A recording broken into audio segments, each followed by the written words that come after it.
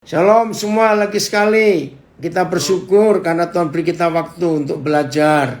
Ya, hari ini tema kita tentang kebangkitan Tuhan Yesus.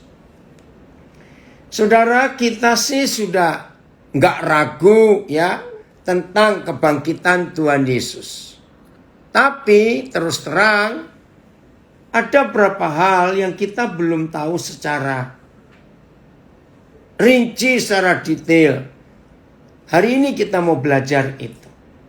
Ternyata kebangkitan Tuhan Yesus ya dari Den Haag hadir. Oke. Ternyata kebangkitan Tuhan Yesus itu enggak sekedar dari mati dia hidup lagi. Tidak. Tapi di balik itu ada sesuatu yang luar biasa. Kita merenungkan begini. Ada dua nanti jadi bahan perenungan kita. Tapi ini nomor satu. Siapa bisa menjawab? Mudah pertanyaannya, tapi ternyata belum banyak yang bisa mengerti. Ada banyak hal yang tidak baik, yang tidak enak terjadi di hidup kita. Tapi perhatikan ini. Apa dan siapa musuh terakhir manusia? Gampang ya pertanyaannya. Apa dan siapa musuh terakhir manusia? Ada yang bisa jawab? Ayo, yang di Facebook chatting ya, yang di Zoom. Kematian, uang, bukan, diri sendiri. Ya, betul yang pertama Pak Joko jawab. Kematian adalah musuh terakhir manusia.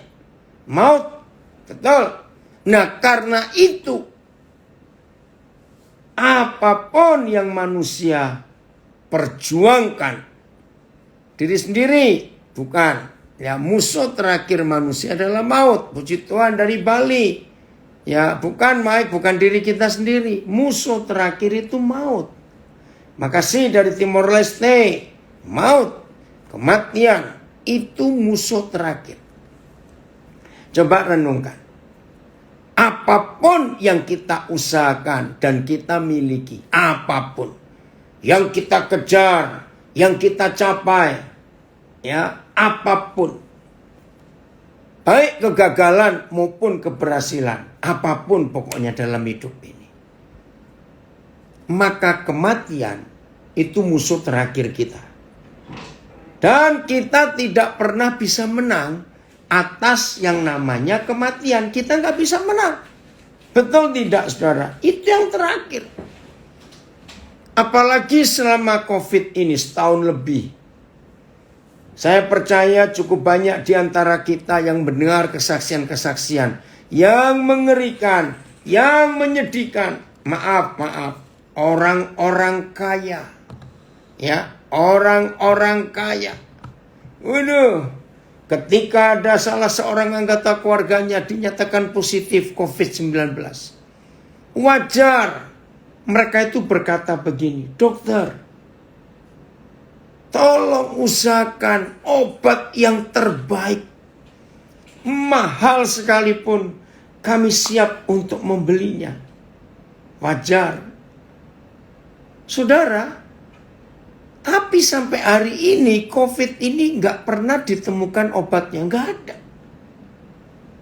Bahkan tadi sore saja salah seorang anak saya baru dengar berita, varian kedua yang keluar dari Inggris, Afrika berapa waktu yang lalu. Sekarang muncul varian baru yang katanya begini, katanya begitu. Nah, terus saya tadi ngomong dengan anak saya. Nah, ini sekarang vaksinnya bagaimana ini? Kan vaksin itu dibuat untuk varian yang pertama. Nah, sekarang ini bagaimana ini? Saudara, maka itu harapan kita hanya kepada Tuhan Yesus Kristus. Nggak bisa kita mau berharap kepada siapa. Dokter akan berkata kepada keluarga kaya ini, masalahnya belum ada obatnya. Jadi mau pakai uang berapa, mau obat apa saja nggak bisa, belum tahu. Lalu yang kedua, kasusnya lain, tapi masih pasien COVID. Ketika ventilator nggak bisa menolong lagi, dokter, tolong carikan ventilator alat yang terbagus. Terserah mau impor dari negara mana saja. Kami bisa bayar. Kami bisa bawa itu ke Indonesia. Saudara, orang-orang kaya berusaha untuk memperpanjang umur ini. Tapi yang namanya kematian nggak pernah kompromi dengan siapapun juga. Perhatikan kalimat saya ini. Yang namanya kematian gak pernah kompromi dengan siapapun juga. Saya beri kesaksian. Tadi siang, ini pertama kali selama COVID ini,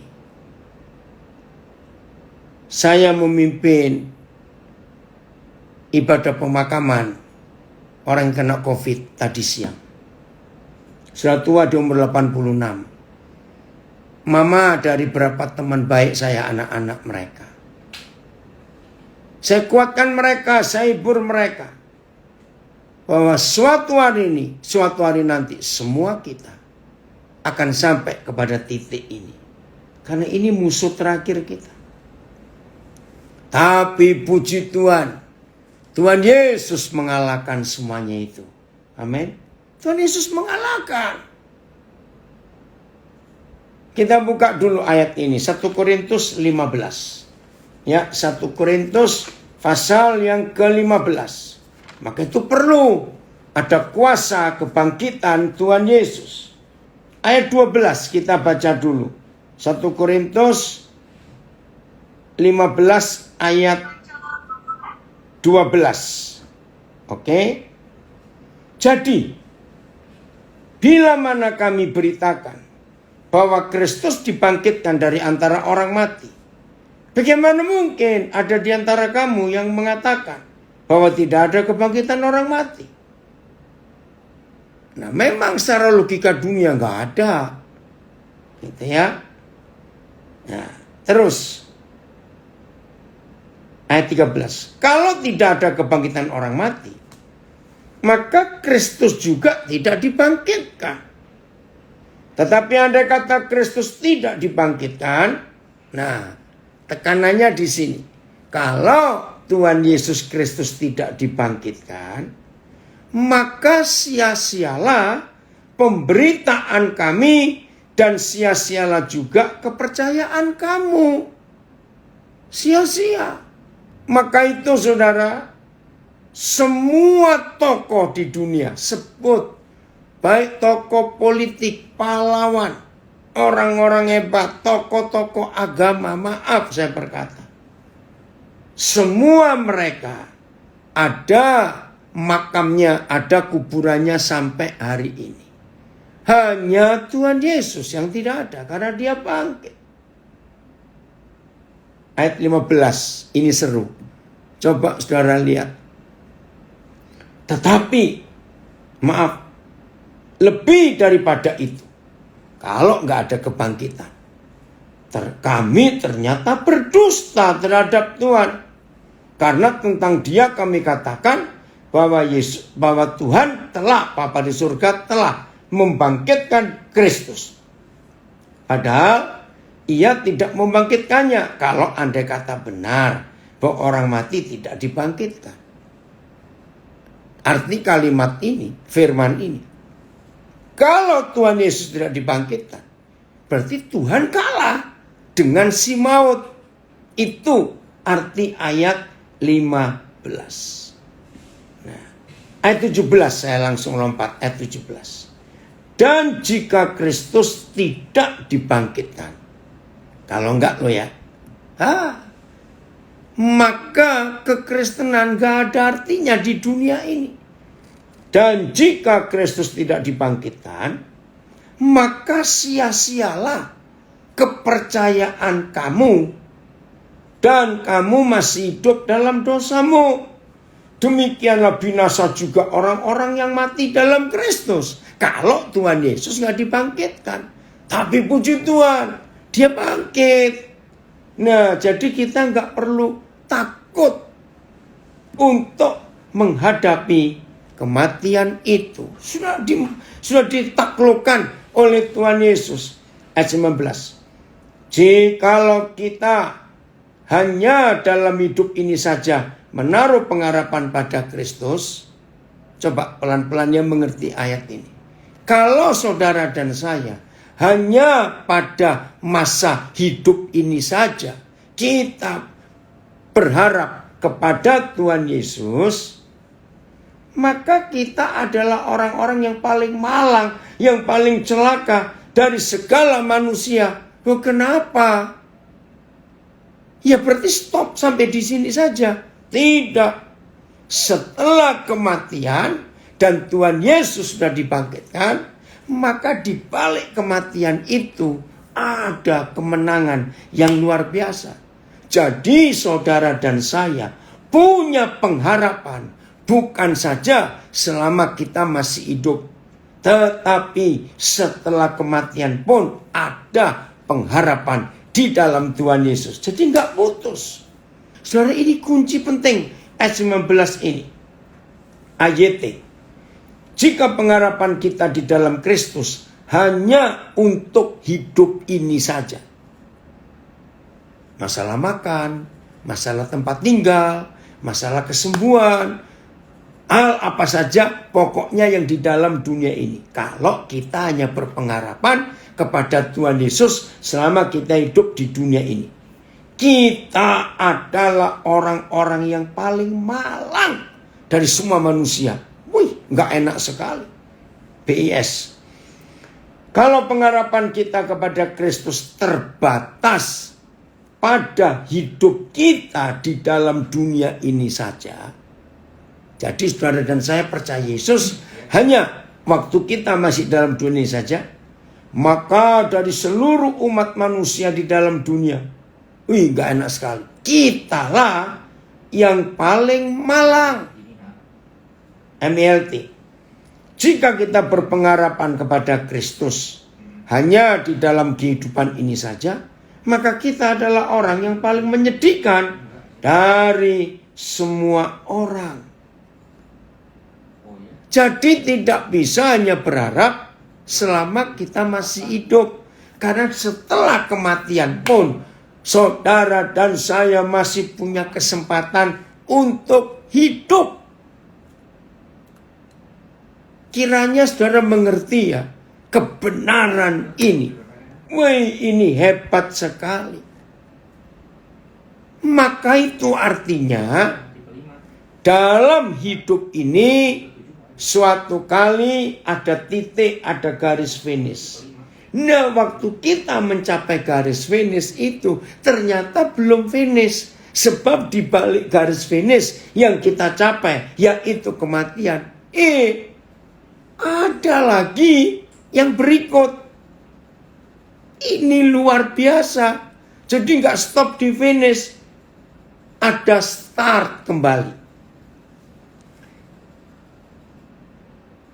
Yang belum tahu supaya tahu. Dulu saya nggak ngerti. Ya, saudara lihat secara umum bukan apa itu orang yang atletik lomba lari, ya, bukan yang maraton lainnya. Antara garis finish dengan garis start itu kalau putar itu titiknya sama, cuma beda. Kalau kita mulai start itu di belakang garis, kalau kita mulai finish itu di balik garis itu. Tapi ini kan nyambung karena balik lagi ke garis itu. Nah, mudah-mudahan saudara mengerti tentang atletik ini, soal lari. Saudara, luar biasa Tuhan kita. Maka itu ada pengharapan yang hebat sekali untuk kita nikmati. Maka itu nggak cuma dalam hidup ini saja kita berharap. Setelah kematian pun ada garis start yang baru. Menyenangkan bukan? Oke. Yohanes 11 ayat 11. Nah, bagi yang baru tahu hari ini, saudara kan kagum.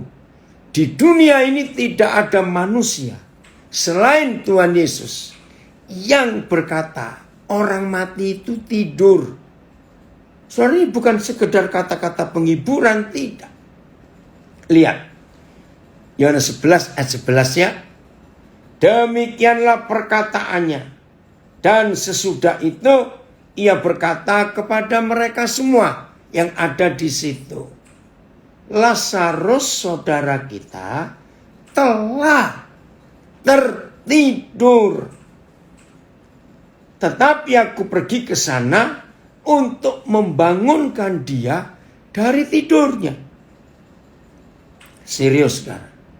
Tidak ada seorang pun manusia di dunia selain Tuhan Yesus yang berkata, orang mati di dalam dia itu tertidur. Wih, ini luar biasa. Ayat sesudah Yesus berkata demikian, dia berkata kepada mereka, teman kita Lazarus sudah tidur. Hebat sekali. Tetapi aku akan pergi untuk membangunkan dia. TL, terjemahan lama, sahabat kita Lazarus telah tertidur. Tetapi aku pergi akan membangunkan dia. Ya, sahabat kita Lazarus sudah tidur. Lazarus sahabat kita telah tertidur. Sahabat kita Lazarus sudah tertidur. Sahabat kita Lazarus sedang tidur. AVB. Aku akan pergi membangunkannya. Bayangkan. Hanya yang mati di dalam Yesus akan bangkit. Berarti yang mati di dalam Yesus itu sedang tidur. Nah, kalau tidur ya pasti akan bangun. Wih, saudara, ini sebuah konsep yang luar biasa. Maaf. Bagi saudara yang beragama lain yang ngikuti ini, jangan tersinggung. Pokoknya di dunia ini tidak ada satupun manusia selain Tuhan Yesus yang berkata, yang mati di dalam dia itu sedang tidur. Hanya Tuhan Yesus. Dahsyat sekali. Maka itu kalau sudah sedang tidur, berarti bisa bangun. Karena tidur kok. Dan memang itu dia. 1 Korintus 15. Kembali lagi. Ayat yang ke 52. Sebentar. 51. 1 Korintus 15 ayat 51 mulai. Sampai ayat yang ke 58. Agak panjang pembacaan ini. Ya, 1 Korintus 15 ayat 51 mulai. Sesungguhnya aku menyatakan suatu rahasia kepadamu. Saudara, jujur ya. Yang namanya manusia itu pasti paling suka kalau diajak ngomong orang terus sudah kata ini. Ini rahasia lu, rahasia. Ini antara kita saja. Pokoknya kalau mendengar, aku mau beritahukan, ada satu rahasia kepadamu. Saya percaya tidak ada seorang pun yang kalau diajak bicara seseorang dan berkata ini rahasia, dan orang itu gak antusias. Gak mungkin. Karena setiap kali saudara dan saya diajak bicara seseorang dan berkata ini rahasia, rahasia. Saudara, ketika kita sudah ngantuk berat, betul-betul ngantuk berat, mata mungkin sudah begini, tinggal 5 watt istilahnya. Tapi ketika yang ngajak ngomong, aku mau ngomong rahasia, percaya kita langsung melek, oh ya, rahasia apa itu? Pasti. Kalau ada orang diajak ngomong, ini rahasia, tapi tetap tidur, maaf, itu orang dableknya minta ampun, maaf. Sesungguhnya aku menyatakan kepadamu suatu rahasia. Kita tidak akan mati semuanya, tetapi kita semuanya akan diubah dalam sekejap. Pada waktu bunyi nafiri yang terakhir, sebab nafiri atau trompet akan berbunyi, dan orang-orang mati akan dibangkitkan. Nah, kalau sudah baca Yohanes 11 ayat 11, maka kalimatnya harus diganti begini. Dan orang-orang yang telah sedang tidur akan dibangunkan dalam keadaan yang tidak dapat mati lagi. Dan kita semua akan diubah, ditransformasi. Wah, terima kasih. Ini kan pengharapan. Maka itu nggak boleh cuma dalam hidup ini saja kita menaruh harap kepada Tuhan Yesus. Tapi setelah kematian pun tetap ada harapan. Ini harapannya. Yang telah sedang tidur di dalam Yesus akan dibangunkan dalam sekejap dan kita diubah. Ayat 53. Karena yang dapat binasa harus mengenakan yang tidak dapat binasa. Di dalam kita ada kehidupan Tuhan yang gak bisa binasa. Tapi yang tidak binasa itu dikurung, dibungkus di dalam tubuh yang bisa binasa. Oke? Saya ulangi lagi ayat 53. Karena yang dapat mati ini harus mengenakan yang tidak dapat mati, yaitu manusia roh kita. Dan yang dapat mati ini harus mengenakan yang tidak dapat binasa, nggak dapat rusak.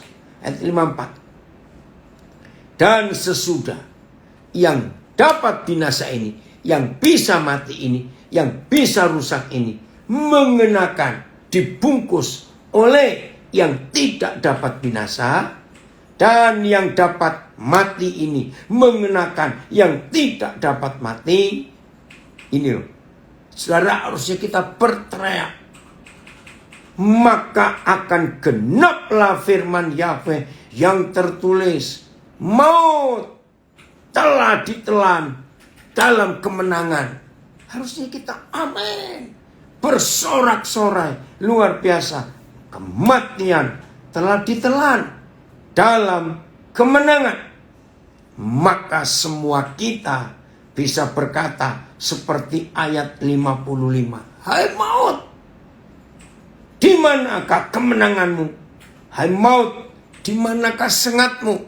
Nah, kita buka ayat 55 dengan berapa terjemahan. Ini seru sekali. Nanti kesimpulannya, saudara, merayakan dan mengalami kuasa kebangkitan Tuhan Yesus, maka cuma satu yang harus muncul di hati kita. Tidak takut mati. Tolong catat dulu. Karena nanti ujungnya kita akan sampai kepada sikap hidup yang tidak takut mati. Ayat hai kematian, di manakah kemenanganmu? Hai maut, di manakah sengatmu? Sama, terjemahan lama. Hai maut, di manakah kemenanganmu? Hai maut, di manakah sengatmu? Oh. Hai maut, PS, di manakah kemenanganmu? Hai maut, di manakah bisamu? Racunnya itu ya. Hai maut, di manakah sengatmu? Hai alam maut, di manakah kemenanganmu? Semuanya sama. Nah, merayakan kebangkitan Tuhan Yesus harus kita bisa berteriak kepada kematian. Mana kuasamu? Mana kekuatanmu? Bahasa Inggrisnya, bahasa Jawanya. Hei pati, onang ngendi keunggulanmu? Hei pati, onang ngendi entukmu? Bahasa Jawa. Ya, tadi coba bahasa Inggrisnya, kan? Sebelum yang keluar bahasa Jawa ini. Where, oh death, is your victory? Where, oh death, is your sting? Ya, semuanya sama. Ya. Terima kasih Tuhan untuk janji ini. Oke ya, simpan dulu. Jadi kita belajar tentang kuasa kebangkitan Tuhan Yesus. Itu tujuannya cuma satu. kematian sudah dikalahkan. Dari hidup ke mati secara fisik itu bukan masalah. Karena di balik kematian itu ada kehidupan. Jadi kesimpulannya, saudara dan saya yang sudah mengalami kuasa kebangkitan, itu pasti orang yang tidak bisa takut mati. Tapi sebaliknya jangan marah. Kalau masih ada di antara kita takut mati, berarti orang itu belum menikmati kuasa kebangkitan Tuhan Yesus. Karena kuasa kebangkitannya itu mengalahkan kematian. Ya, pelan-pelan. Jangan saudara yang, aduh, aku masih takut mati loh. Terus saudara keluar, tidak ikut belajar. Jangan, rugi. Tunggu dulu sampai selesai. Oke ya? Ya inilah janji Tuhan yang luar biasa buat hidup kita. Seru, saudara, senang sekali kalau kita bisa menikmati janji Tuhan ini. Jelas ya sampai di sini? Jadi nggak usah takut untuk menghadapi kematian. Karena itu indah. Jelas ya? Kita lanjut. Filipi 1. Ini loh. Orang yang nggak takut mati itu begini kalau ngomong. Filipi 1. Filipi 1:21. Karena bagiku hidup adalah Kristus. Dan mati adalah keuntungan. Semua terjemahan sama. Hidup Kristus, mati keuntungan. Kepadaku hidup itu Kristus dan mati itu untung. Karena bagi saya tujuan hidup saya hanyalah Kristus. Dan mati berarti untung. Sebab bagiku hidup itu Kristus dan mati itu keuntungan. Karena bagiku hidup adalah kesempatan untuk mengabdi kepada Al-Masih. Dan mati adalah keuntungan. Bahasa Inggrisnya for to me living is Christ and dying is gain. Nah, coba bayangkan. Kalau mati itu keuntungan, ayo jujur ya, yang namanya manusia hidup pasti cari untung gak? Pasti ya. My true life is the anointed one, Kristus. And dying dan kematian means gaining more of him. Loh, jadi kalau mati itu mencapai kemenangan yang lebih lagi untuk dia. Ya. Ada yang komen, jadi kalau engkong saya tanya, nanti kalau engkong mati bisa ketemu mak enggak ya? Jawabnya gimana? Ya bisa, kalau semuanya sama-sama percaya kepada Tuhan Yesus. Terjemahan yang lain, Pak Marques kirim. Bagiku, hidup itu mengabdi kepada Kristus. Dan kematian lebih berfaedah. Puji Tuhan. Ayo jujur, semua kita kan pengen untung bukan? Nah, inilah satu-satunya ayat yang memberitahu kita kapan kita dapat untung kalau kita mati. Nah, masa masih takut kalau tahu bahwa mati itu untung? Ngerti nggak maksud ini saudara? Nggak usah takut, yang dapat keuntungan kok. Ini loh yang kita harus perhatikan baik-baik dalam hidup ini. Jadi iman kita harus kepada tujuan ini. Bahasa sederhana, seluruh hidup saya tujukan hanya untuk Kristus. Ini terjemahan bahasa sederhana. Dan kalau saya mati, itu berarti saya beruntung. Oh, puji Tuhan. Karena itu keuntungan buat kita. Jadi nggak usah takut. Oke. Ibrani 11. Ya. Kita sekarang lihat orang-orang yang imannya luar biasa. Ibrani 11 mulai ayat yang ke 32.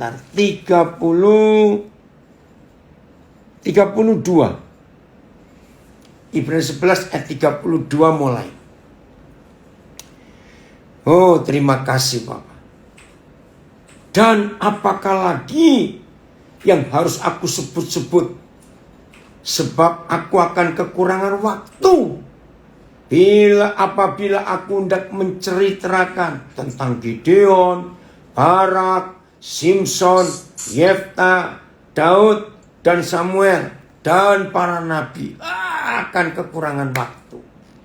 Yang karena iman. Ibrani 11 sekarang ayat 33. Yang karena iman mereka itu telah menaklukkan kerajaan-kerajaan, mengamalkan, mempraktekkan kebenaran, memperoleh apa yang dijanjikan, menutup mulut singa-singa, memadamkan api yang dahsyat.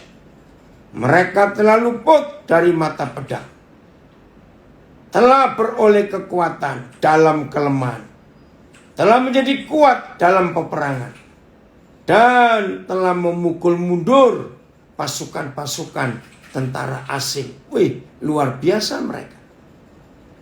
Ibu-ibu telah menerima kembali orang-orang yang telah mati, sebab dibangkitkan.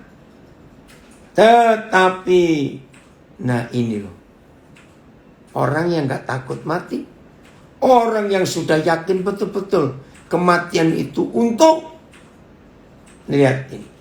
Tetapi orang-orang lain membiarkan dirinya disiksa dan tidak mau menerima pembebasan, gak mau, supaya mereka beroleh kebangkitan yang lebih baik. Bukakan ayat 35 ke beberapa terjemahan, karena ini luar biasa. Ada yang sengaja mencapai kematian dengan disiksa dan macam-macam itu. Sulit dimengerti, tapi itulah pengharapan mereka. Ayat para perempuan menerima kembali orang-orang mati mereka dengan cara yang sama dari kebangkitan. Tetapi sebagian ada yang dianiaya dan menolak untuk menerima pembebasan, supaya mereka mendapatkan kebangkitan yang lebih baik. Sudah tahu tujuannya. BIS. Karena beriman, maka wanita-wanita mendapat kembali orang-orang yang telah mati. Ada pula yang rela disiksa sampai mati dan menolak untuk dibebaskan, karena mau dihidupkan kembali bagi suatu kehidupan yang lebih baik. MLT. Wanita-wanita telah menerima orang-orang mati mereka dari kebangkitan. Tetapi yang lain telah dianiaya dengan tidak menerima penebusan, supaya mereka dapat mencapai kebangkitan yang lebih baik. Terjemahan TSI ini ya. Juga sebentar. Makasih Mike di Facebook. Juga karena mereka percaya penuh kepada Tuhan. Beberapa perempuan mengalami keajaiban di mana anggota keluarga mereka hidup kembali dari kematian. Tetapi ada juga contoh orang-orang lain yang percaya penuh. Ada yang terus disiksa dalam penjara. Orang yang menyiksa mereka, orang yang menyiksa, setiap mereka berkata, hina Tuhanmu dan kami akan membebaskanmu. Jadi yang nyiksa itu nawari, kalau kamu menghujat Tuhan, kamu menyangkal Tuhan, kamu gak jadi mati. Tetapi mereka menolak untuk dibebaskan, karena mereka percaya penuh bahwa sebagai hasil kesetiaan mereka, mereka pasti akan dihidupkan kembali dari kematian kepada satu kehidupan yang jauh lebih baik. Saudara, perhatikan. Berarti kita suruh milih. Dan Tuhan tidak pernah memaksa kita. Tapi ini iman mereka. Kembali ke pasal 11 dalam Terjemahan Baruan.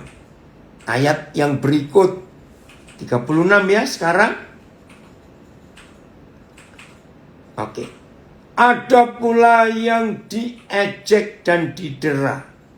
Bahkan yang dibelenggu dan dipenjarakan. Ini ayat berikut ini ngeri. Mereka dilempari, digergaji. Zaman dulu sadis. Hidup-hidup dipotong dengan gergaji. Dibelah, ngeri. Dibunuh dengan pedang. Mereka mengembara dengan berpakaian kulit domba dan kulit kambing, sambil menderita kekurangan, kesesakan, dan siksaan. Dunia ini tidak layak bagi mereka. Mereka mengembara di padang gurun dan di pegunungan, dalam gua-gua dan celah-celah gunung. Saudara, saya harap kalau kita membaca ayat 38-nya, jangan saudara mikir yang negatif. Jangan. Ini ada hal yang luar biasa dalam konsep kemenangan ini. Dunia ini tidak layak bagi mereka. Mereka itu tadi yang rela disiksa, gak mau dibebaskan. Ada komen di Facebook, Bernike, saya gak tahu. Ikut Yesus sungguh luar biasa. Dia berkata, mantap, betul. Pelan-pelan ya. Dunia ini tidak layak bagi mereka. Saya ingin uraikan dikit.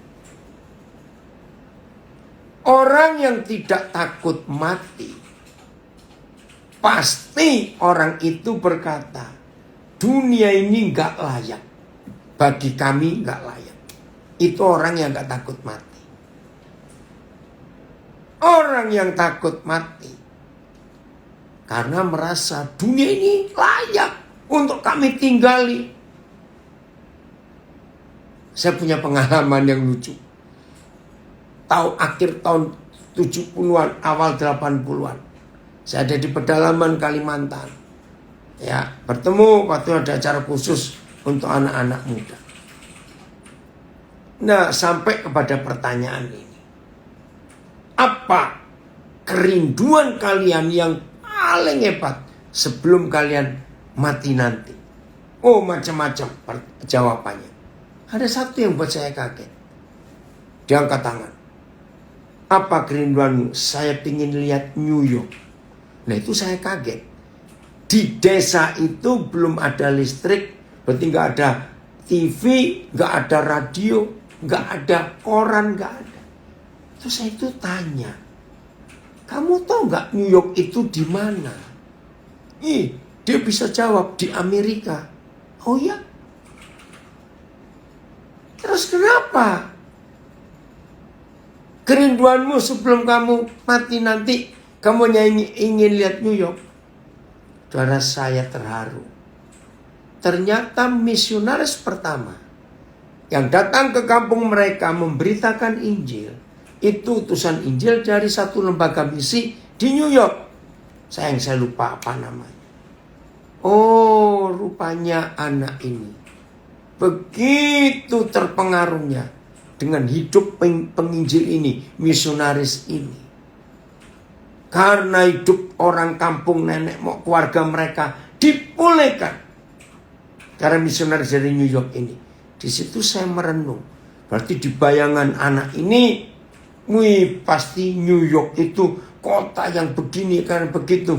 Karena ada warga kota New York yang membawa Injil, mempengaruhi kehidupan orang-orang suku Dayak itu. Saudara, berhari-hari saya merenung. Begitu hebatnya dampaknya. Apa yang muncul di benak saya? Kalau saudara dan saya begitu terpengaruh tentang kehidupan Tuhan Yesus yang membawa Injil ke dunia dan menyelamatkan kita, maka seharusnya kita semua seperti anak muda di pedalaman Kalimantan ini ingin tahu asal-usul misionaris itu. Dan kita pun ingin tahu asalnya Tuhan Yesus di surga. Ternyata kita juga berasal dari sana. Nah, dari kehidupan yang fana di dunia ini, untuk bisa melihat, mengalami New York, tahu ya ilustrasi ini, maka tidak ada jalan lain. Supaya saudara dan saya yang mengagumi Tuhan Yesus, dan kita ingin tahu asal-usulnya, surga itu di mana, maka inilah keuntungan, yaitu setelah kita mati, kita bisa melihat New York. Ngerti ilustrasi ini? Kita bisa melihat surga, tempat di mana Tuhan Yesus berasal. Maka itu jangan takut meninggalkan dunia ini. Coba masing-masing kita jujur. Ya, jujur. Semua. Siapa aja yang ikut belajar dari Zoom, Instagram, Facebook, audio, ayo semuanya jujur. Temukan apa kira-kira yang membuat ada orang itu takut mati. Itu apa? Coba temukan. Maaf ya saudara, saya juga heran. Saya ini gak pernah takut mati. Sungguh. Karena tidak ada yang saya berati dalam hidup. Maka itu penting sekali. Dengarkan. Temukan. Supaya kuasa kebangkitan Tuhan Yesus kita alami. Yaitu tidak boleh ada seorang pun di antara kita yang takut mati. Nah, kalau ada di antara saudara yang masih takut mati, cobalah tenang sebentar. Periksa satu persatu. Kira-kira apa yang aku takuti dengan kematian ini? Temukan. Rata-rata ya. Saya beri pertanyaan dulu. Rata-rata. Orang miskin atau orang kaya yang takut mati. Nah, ada yang komen di Facebook, takut kehilangan kesenangannya. Nah, itu konsep yang salah. Bukankah di balik kematian, yaitu di surga, lebih senang lagi? Ngapain senang-senang di dunia? Kesenangan di dunia gak ada yang gratis, semuanya bayar. Betul? Jadi salah ini. Yang komen di Facebook, takut kehilangan kesenangannya. Dari Calgary, tanya, merasa belum hidup suci dan berat tinggalkan anak yang belum dewasa. Satu-satu kita bahas. Jangan takut untuk tidak bisa hidup suci. Hidup suci itu gampang. Asal nempel saja. Ya, melekat kepada yang suci, maka nanti kita ketularan yang suci. Anak yang belum dewasa, maaf. Apa kekuatan kita sebagai mama papa untuk mendewasakan anak? Nggak bisa.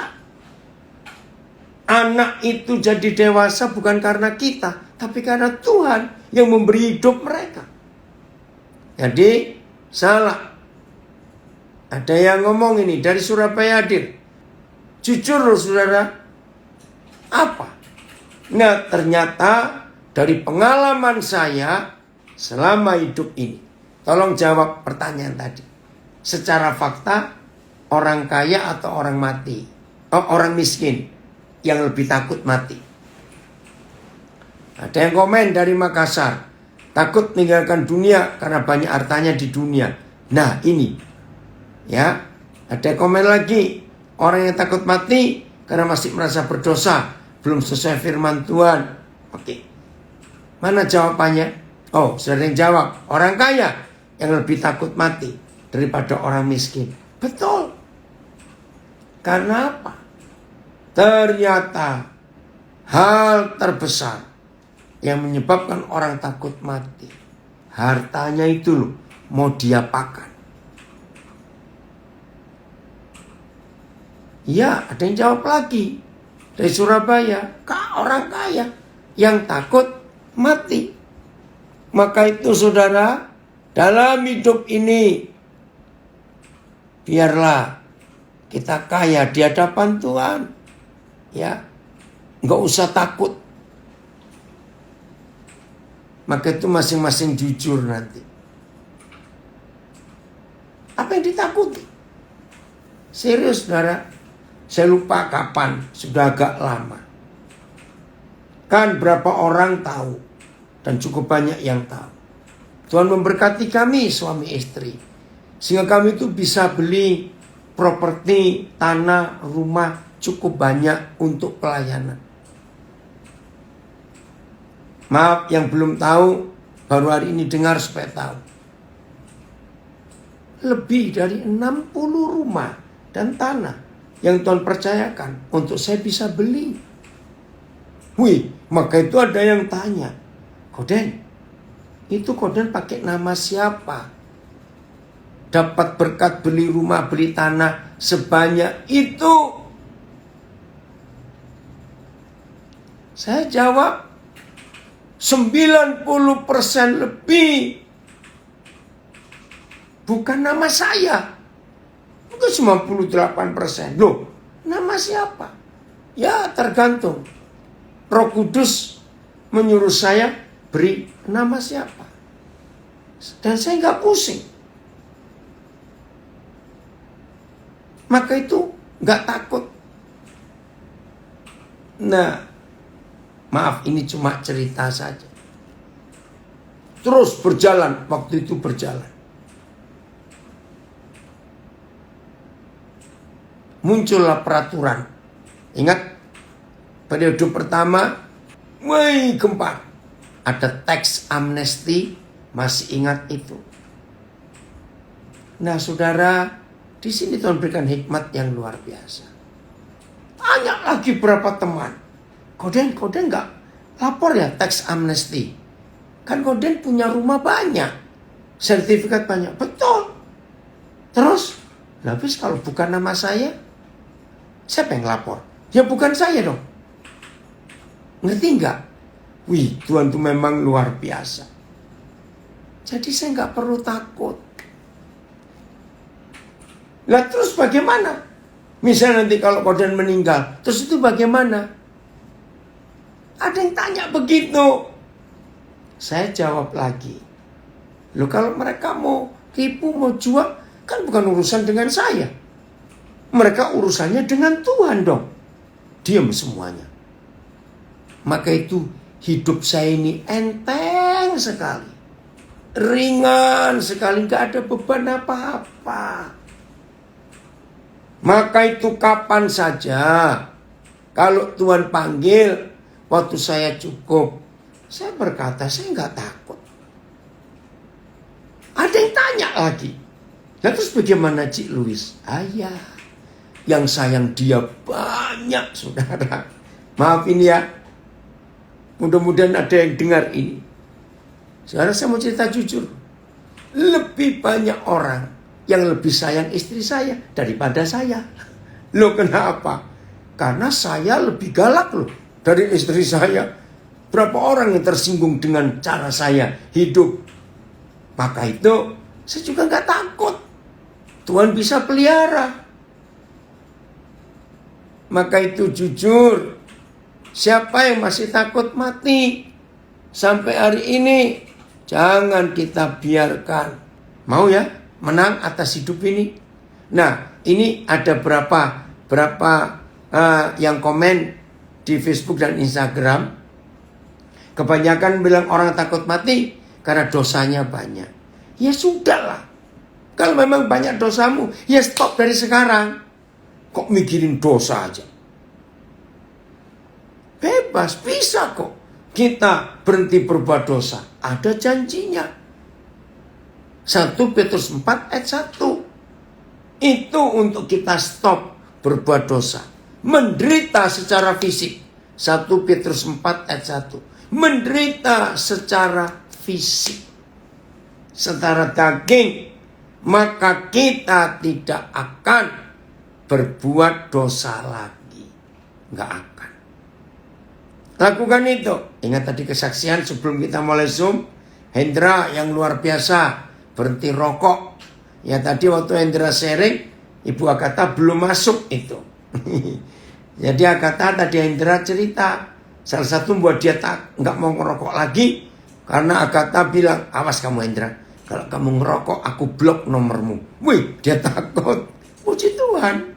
Untuk itu. Tuhan Yesus korden yang ngomong bukan melalui mulutku. Haleluya. Luar biasa. Coba ya jujur saudara, apa sih yang buat saudara takut mati itu apa? Jadi belajar merenungkan tentang kuasa kebangkitan Tuhan Yesus, maka ujungnya kita harus tidak takut mati. Ada komen ini saya baca di Facebook, musuh terakhir manusia adalah kematian maut.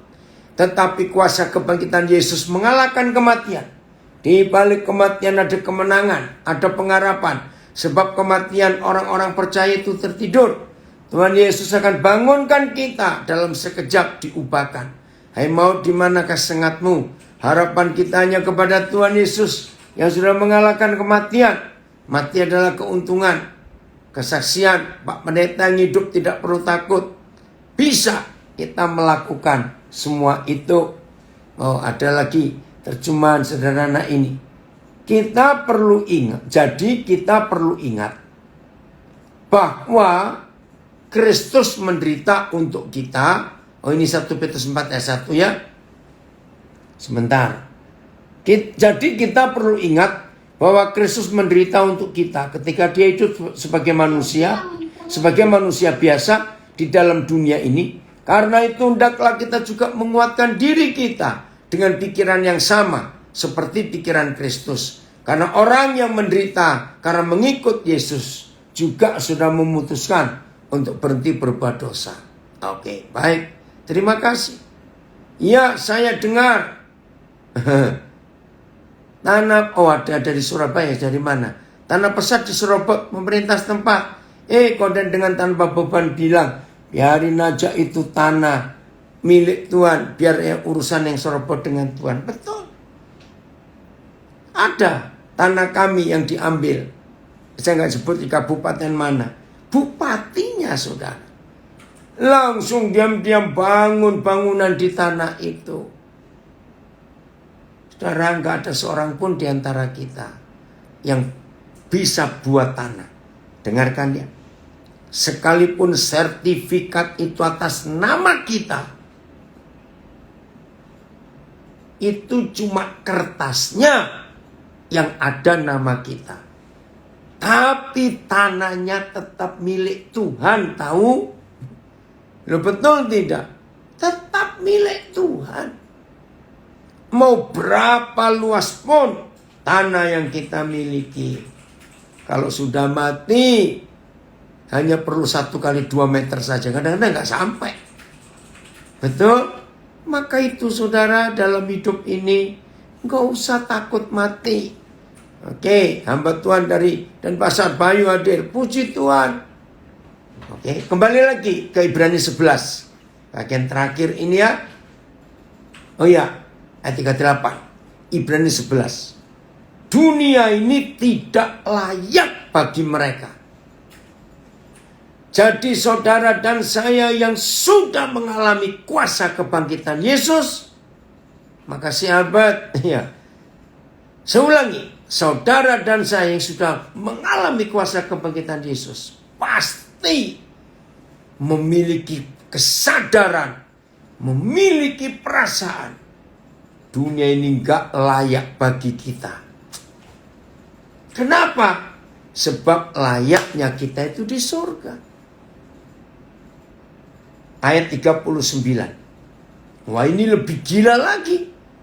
Ibrani 11 ayat 39. Dan mereka semua, yang tadi itu loh, hebat-hebat itu loh, yang membiarkan dirinya disiksa, digergaji, nggak mau dibebaskan sampai mati.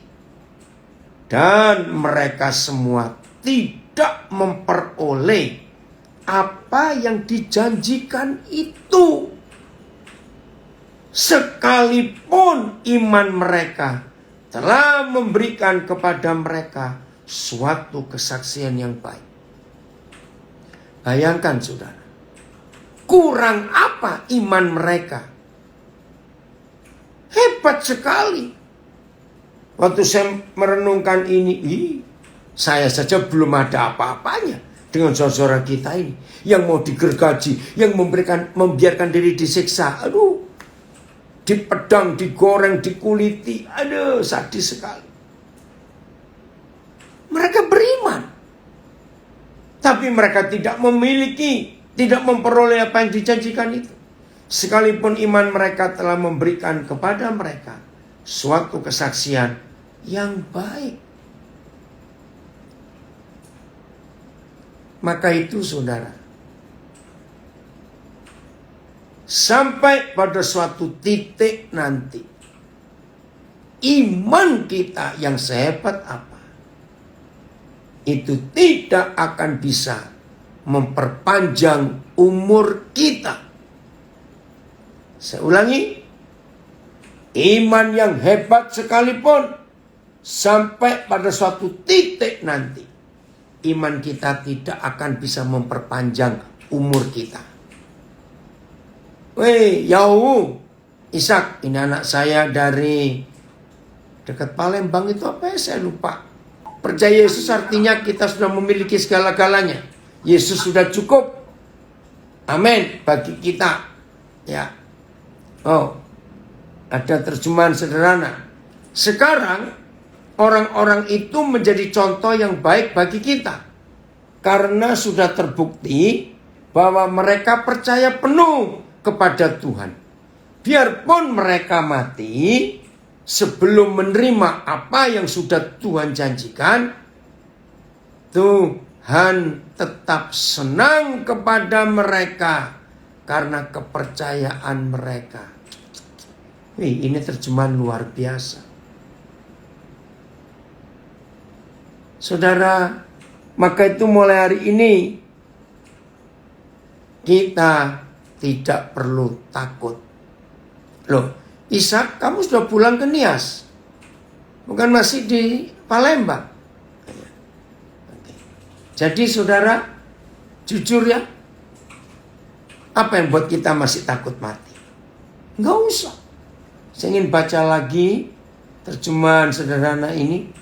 Tetapi sekarang, Ibrani 11 tadi ayat 39. Tetapi sekarang, orang-orang itu menjadi contoh yang baik bagi kita. Karena sudah terbukti bahwa mereka percaya penuh kepada Tuhan. Biarpun mereka mati sebelum menerima apa yang sudah Tuhan janjikan, Tuhan tetap senang kepada mereka karena kepercayaan mereka. Puji Tuhan untuk iman yang luar biasa itu. Jadi saudara, kalau sampai Tuhan Yesus sudah waktunya memanggil kita, ya udah, kita tidak usah takut lagi, ya, supaya kematian itu kita kalahkan. Amin. Itulah dampak dari kuasa kebangkitan Tuhan Yesus. Hai Gorga, Papa senang kamu ikut, ya, belajar hari ini. Dahsyat Tuhan kita, saudara.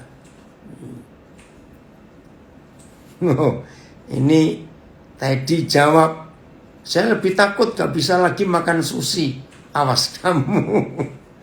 Ya. Saudara, siap ya untuk itu, supaya kita tidak bisa dikalahkan lagi oleh apapun juga dalam hidup ini, karena janji Tuhan luar biasa. Ayat yang terakhir. Oh, ada kemuliaan yang hebat yang Tuhan sediakan buat kita. Maka itu kita nggak perlu takut. Ya, kematian itu indah. Sungguh kita bisa menikmati apa saja. Kolose pasal 3 ayat 3. Ya. Kolose 3 ayat 3. Sebab kamu telah mati dan hidupmu tersembunyi bersama dengan Kristus di dalam Tuhan. Sebab kamu sudah mati dan hidupmu tersembunyi bersama Kristus di dalam Tuhan. Karena kamu sudah mati, hidupmu ada terselindung beserta dengan Kristus di dalam Tuhan. Sebab kalian sudah mati dan hidupmu tersembunyi bersama Kristus di dalam Tuhan. Semua sama, sebab kamu sudah mati. Sebab kamu telah mati, karena kamu telah mati. Dengar ya. Berarti menurut Kolose 3 ayat 3. Semua kita sudah mati. Shalom, Rani juga. Puji Tuhan. Sudah gabung. Dengar ini. Kalau saudara dan saya sudah mati, ngapain takut mati? Gak lucu loh, gak lucu. Kalau sudah mati kok masih takut mati, itu gak lucu. Berarti kalau ada orang sudah mati tapi takut mati, berarti orang itu pura-pura mati. Celaka sekali. Ya, sebentar, ini ayat apa, Mike? Ayat yang mana ini? Oh, karena di dunia ini Kolose 3 ya, ayat 3. Karena di dunia ini hidup kita tidak lagi seperti sebelum kita mengenal Yesus. Tetapi kita sudah mati. Mana ini? Terhadap cara hidup yang seperti itu. Dan roh kita sudah bersama Kristus Yesus di surga, di mana dia hidup bersatu dengan Tuhan. Puji Tuhan. Jadi, kalau kita ini sudah mati, ya gak usah takut mati lagi. Memang sudah mati kok. Dan kita bisa hidup lagi. Weh, luar biasa konsep ini untuk kita menang atas hidup ini. Pokoknya gini ya, jujur. Apa yang menyebabkan kita masih takut mati? Periksa. Pasti ada barang-barang kecil-kecil itu dalam hidup kita. Ya, hari ini nggak lagi begitu. Oke saudara, mau ya menikmati janji Tuhan yang luar biasa? Jadi tahu arti kuasa kebangkitan Yesus, maut, kematian, neraka sudah dikalahkan. Dan kalau saudara dan saya hidup di dalam Dia, kita hidup dalam kemenangan. Selamat menikmati kuasa kebangkitan Tuhan Yesus. Dan kita harus menang. Oh, ada yang komen lagi dari Surabaya. Teringat pengajaran Koden beberapa waktu yang lalu terkait Kolose 3 ayat 3. Ganti kata kita menjadi nama kita masing-masing. Itu menguatkan sekali, betul. Jadi cobaan, buka lagi Kolose 3 ayat 3. Ini dari Surabaya. Ya, anti dosa Gorga, betul. Ini anak saya dari Nabire mengungkapkan itu. Ya, dari Surabaya, Hengki, betul sekali. Jangan pikul beban harta dunia.